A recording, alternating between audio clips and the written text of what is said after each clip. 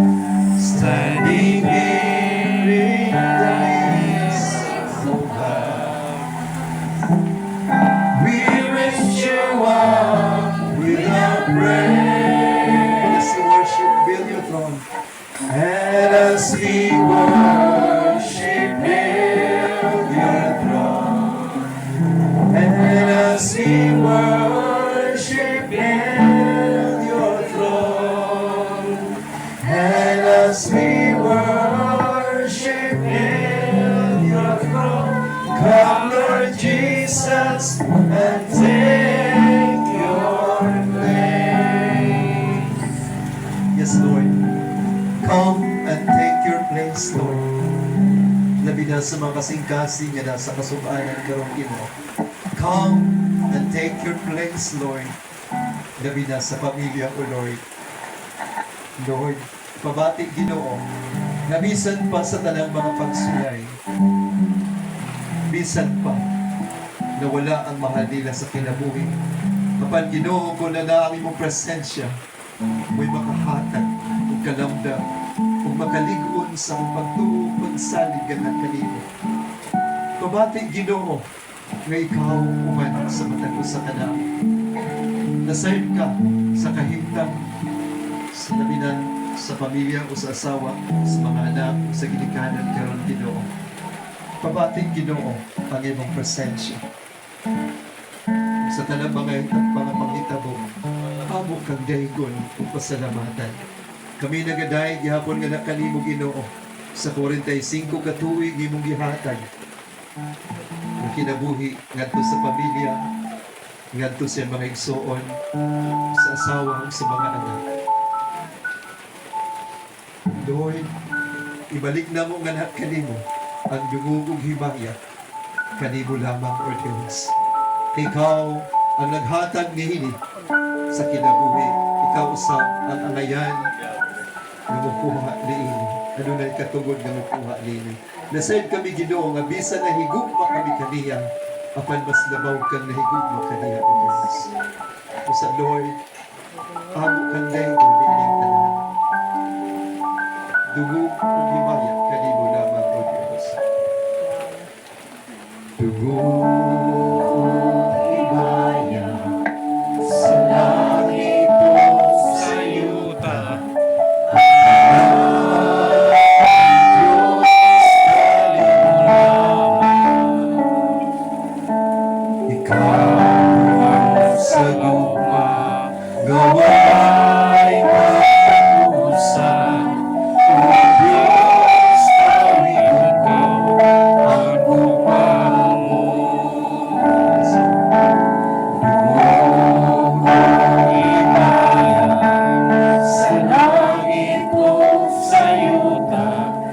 ang kanan, O Diyos, kanimo lamang.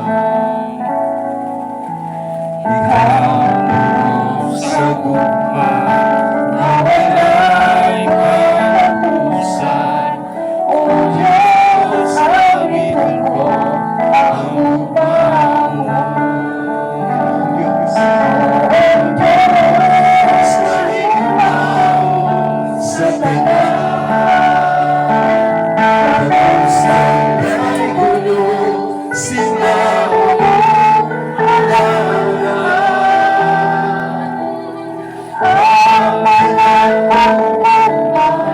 ginatugyan ko kanimo, ang kinahuli mo, Diyos, kanimo lamang.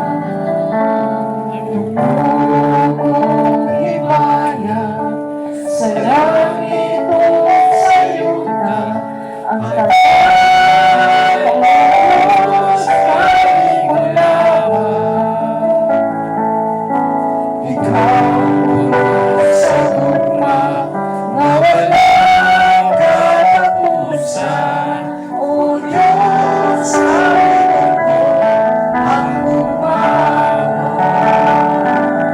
O Diyos, kanimo sa tanan, tapusan ay gulo, sinaulo, alaran. Ang kanan mong gugma, ginatugyan ko kanimo, ang kinahuli mo, Diyos,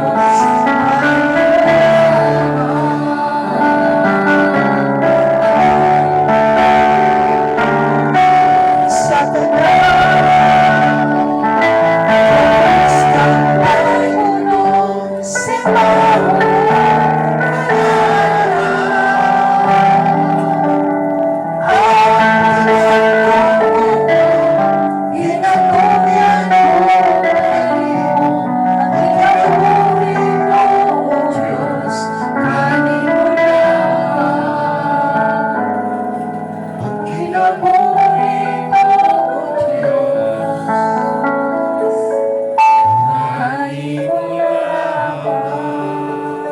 Yes, Lord.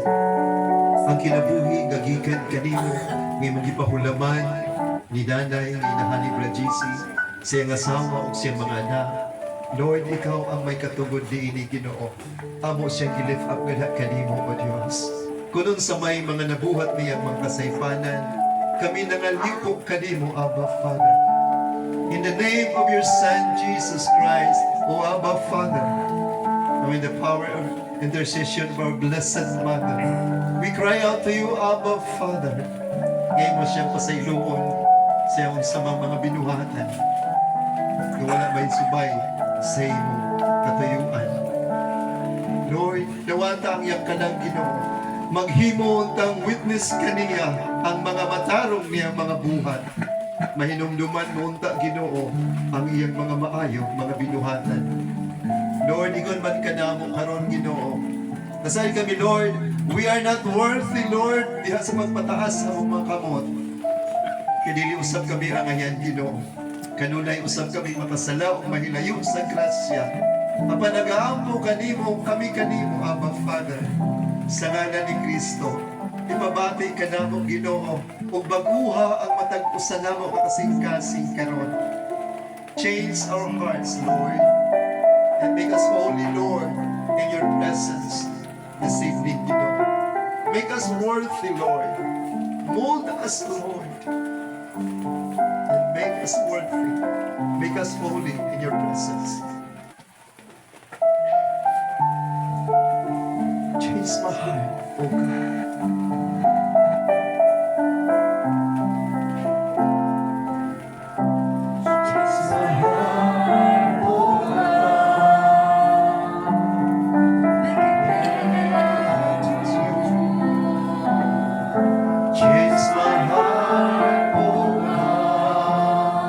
May I be like you.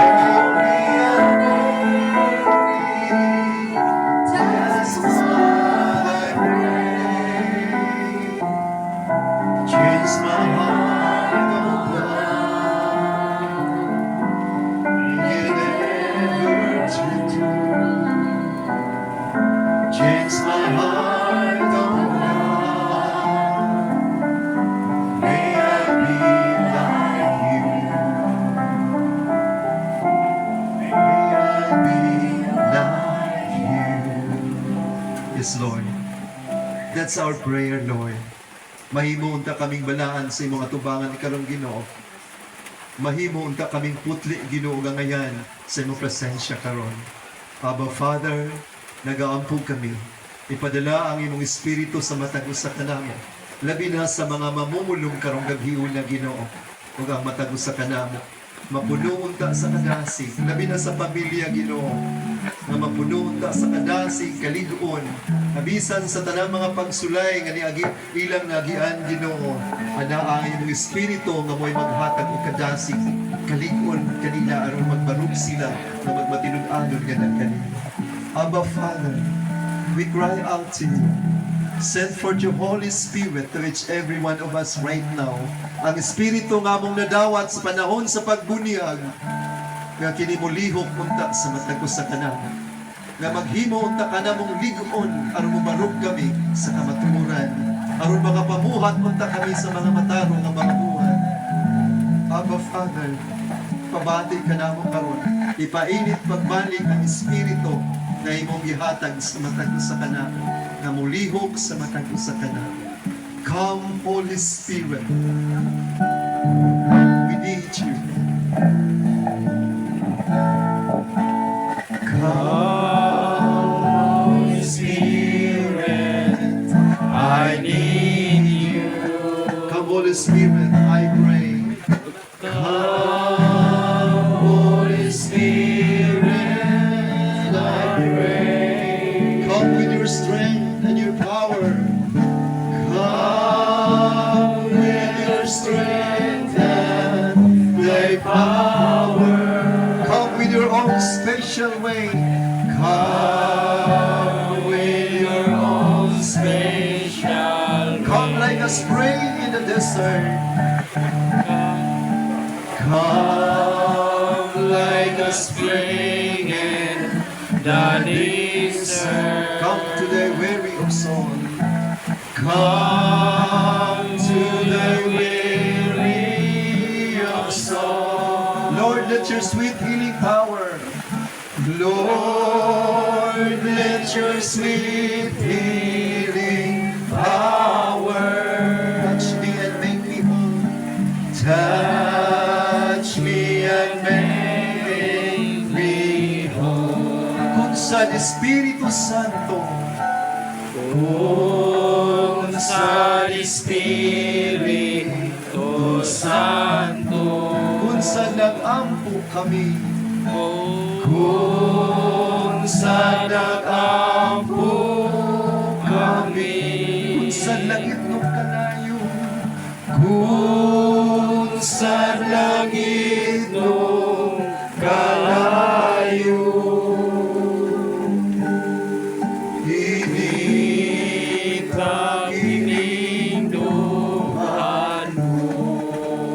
Balang Espiritu Santo, kami nangaliw po kanimo, nga muliho kaunta, musulod sa matagusan namo kakasing-kasing, umuhatag og kadasig niyadtong ana sa kagulanan, muhatag og kahuyap kahupayan, ug maghatag kanilang kalig-on aron makabarog sila diha ubos sa imong landong ug sa imong paghikap ug paghatag kaniyang lamda.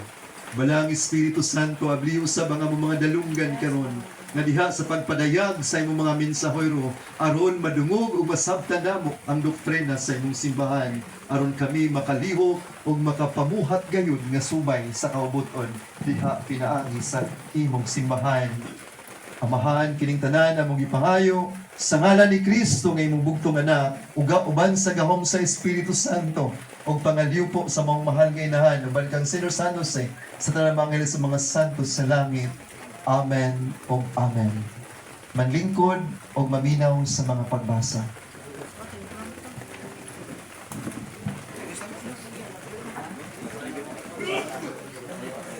Abangan. Turungan ko lang po.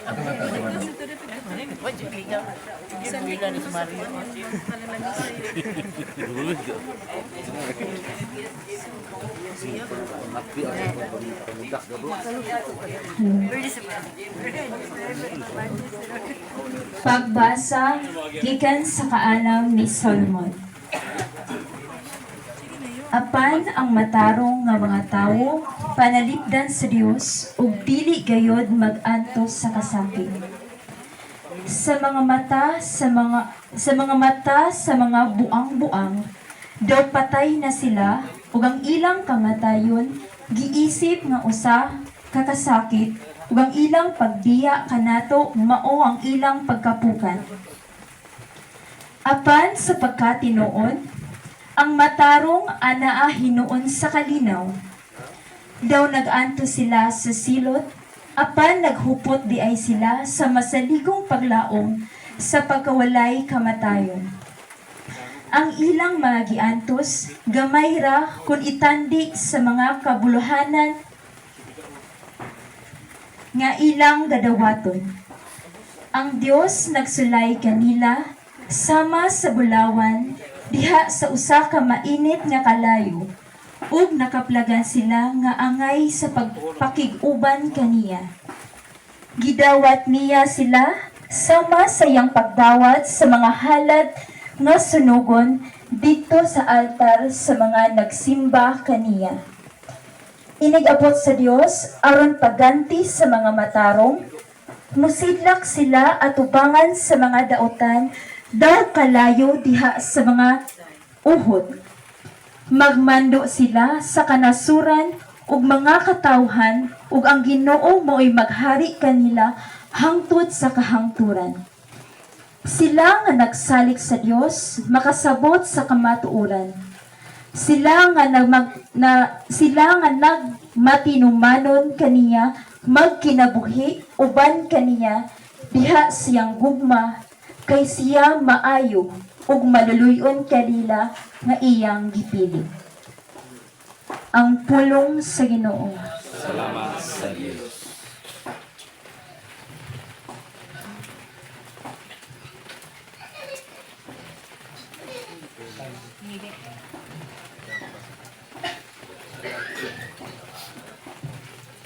Kinutlo gikan sa sulat ni San Pablo ngadto sa taga-Corinto. Kay nasayod kita nga inikaguba na niining atong gipuy-an nga payag dinhi sa yuta nga mao ang atong lawas, hatagan kita sa Dios ug puloy-anan didto sa langit. Kini mo'y usa ka puloy-anan nga walay katapusan ug siya gayud ang nagbuhat. Sa pagkakaroon ng upaw kita kay dako kaayo ang atong tinguha nga masuluban na kita sa atong puloy-anan nga tua sa langit. Kay kun masuluban na kita niini, dili na kita mapalgan nga hubog. Samtang nagpuyo pa kita niining yutan-ong puloy-anan, nagagulo kita kay nabugatan sa alamtuson. Dili tungod kay buot kitang mahubuan sa atong yutan-ong lawas, kundili buot kitang masuluban sa langit ng lawas, aron ang kamatayon lamyon sa kinabuhi. Ang Dios mao ang nagandam kanato alang sa kausaban ug gihatagan kita niya sa iyang espiritu ingon sa pagsalig sa tanan nga iyang gitagana alang kanato. Busa kanunay kitang masaligon kaayo. Nasayod kita nga samtang ania kita niining lawasa, layo kita sa Ginoo. Kay nagkinabuhi man kita pinaagi sa pagtuo ug dili pinaagi sa atong makita. Kita masaligon kaayo ug palabihon nato nga mamiya kita niining lawasa ug makig-uban sa Ginoo. Apan labaw sa tanan, buot kitang magpahimuot kaniya bisan diin sa atong puloy-anan o didto. Kay kinahanglang matubang kitang tanan kang Kristo aron niyang hukman, aron ang tagsa-tagsa makadawat sa angay kaniya sumala sa iyang nabuhat, maayo dautan dinhi sa kalibutan. Ang pulong sa Ginoo. Salamat sa Diyos.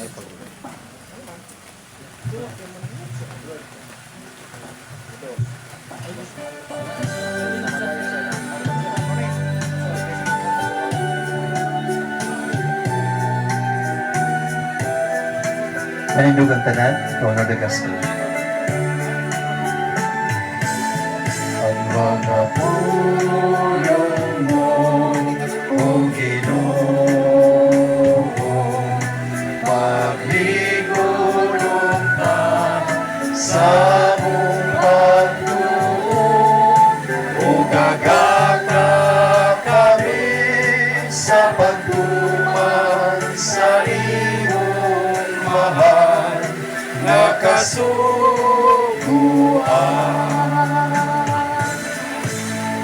Mga pulong mo, O Ginoo, maglingulong ka sa mong pagtuon, kung agaka kami sa pagtuman sa iyong mahal na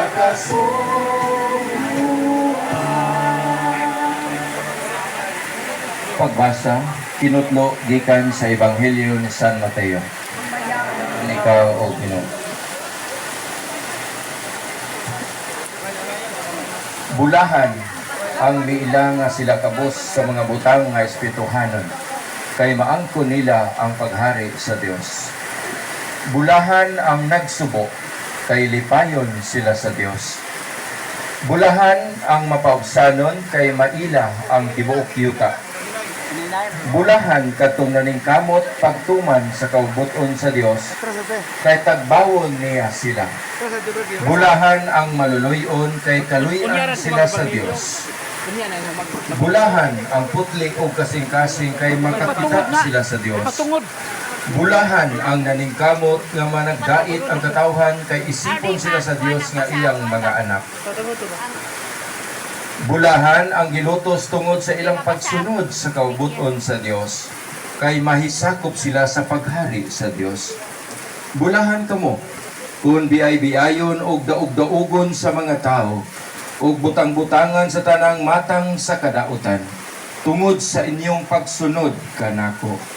Paglipay o pagmaya kamo, kay dako ang ganti nga gitagana alang kaninyo dito sa langit. Giingon sab nila niini pagpasipala ang mga propeta nga nahiuna kaninyo. Mga igsoon, ang Ebanghelyo sa atong kaluwasan. Daigod ka, O Kristo. Palihog manglingkod, sama-samong gipananghit kaganina. Dunay ato ang mga igsoon nga mopaambit nining ato ang behilya karon, halad na to alang sa atong igsoon si Brad Kisi. Ako lang kitahay mo'y mopaila. Unahon na to atong presidente. Isunod na to ang mga igsuon na to nga naa sa mga chapter nga naa din ni karon na inyong usa nga mo share diri sa ato ang Biblia karon. Okay na ba? Nana ba diri ang mga taga Dimiao? Ari ko sa gawas. Sa taga Dimiao, naba si President Ronel. Bro, usa ka sa mo talk diri niya, amo kantawgo. Human sa to si Brad Caloy. Sa San Isidro, nana ba diri si Brad Diding? Taga San Isidro nga safety, abane. Diri sa atong grupo sa kung diri sa Sagbayan, no? Amo mo pangayuan o usa ka speaker aron mo paambit din bisan og kuan lang bro, bisag mga 2 ka oras lang ay gukod mo hayag mahumanta. Okay ra ba mo diha? Okay, kaya. Okay, sige. Si Bro E.G. Alan Javier, nadungog ba? Nadungog ba ta diha? Isaka lang ng inyong tiil o musaka na ang tubig kay di man mabasa ang lubot ang tiil raman. Isaka lang tiil. Silang Bro E.G. atong kaugon na niya, silang Brad Edgar Laugan sa Talibon atong pa-biton na kabahin sa ato ang pagbihilya karon murag sagol na lang testimonya sa mga ato ang pakig-uban ni brother atong isuon nga Santos na gyud hapit